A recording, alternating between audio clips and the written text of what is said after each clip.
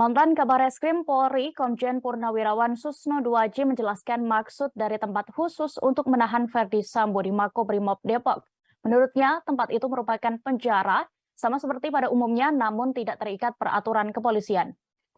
Susno menjelaskan terkait tempat ini dalam sesi wawancara khusus dalam tayangan YouTube Tribun News. Ia menjelaskan di dalam Kitab Undang-Undang Hukum Acara Pidana atau KUHAP, orang yang bisa ditahan memiliki kriteria tertentu. Kasus obstruction of justice memiliki ancaman hukuman di bawah 1 tahun, sehingga mustahil ditahan jika mengacu pada KUHAP. Maka di dalam Kode Peraturan Kapolri tentang Kode Etik, ada istilah ditempatkan dalam tempat khusus. Mantan Wakil Kepala Pusat Pelaporan dan Analisis Transaksi Keuangan atau PPATK tersebut juga menerangkan tempat khusus sama saja seperti tahanan pada umumnya. Hanya saja tidak tunduk dalam aturan-aturan rutan di kantor polisi. Selain itu, orang yang ditempatkan di tempat khusus bisa ditahan selama 30 hari. Diketahui sejak awal Agustus 2022, ex-Kadif Propam Polri Irjen Ferdy Sambo telah ditempatkan dalam tempat khusus. Selain Ferdy Sambo, ada 3 perwira tinggi Polri lainnya, diantaranya mantan Karopaminal, mantan Karoprovos, dan mantan Kapolres Metro Jakarta Selatan.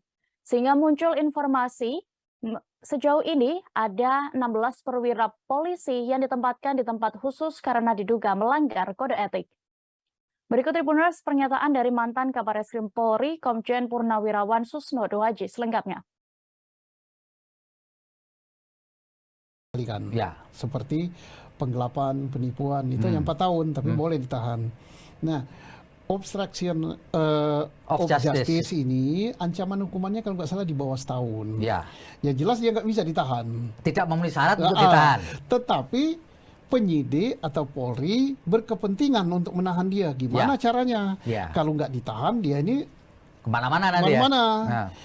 Ganggu jalannya pemeriksaan, maka di dalam kode peraturan Kapolri tentang kode etik itu ada istilah ditempatkan dalam tempat khusus. Ya sama dan sami mawon dengan tahanan.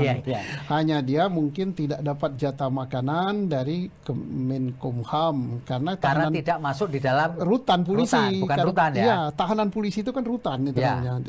Dan tidak tunduk pada aturan-aturan rutan, kan. Nah, jadi dia ditempatkan situ. Masanya pun melebihi masa penahanan. 30 hari. Iya, kalau penahanan kan hanya 20 hari. Kalau ini 30 hari. Jadi sebenarnya ini untuk juga masyarakat kan juga tahu, oh dia yang ganggu jalannya penyidikan, yang rusak TKP dan sebagainya. Tidak dibiarkan saja keluyuran. Ditahan. Tapi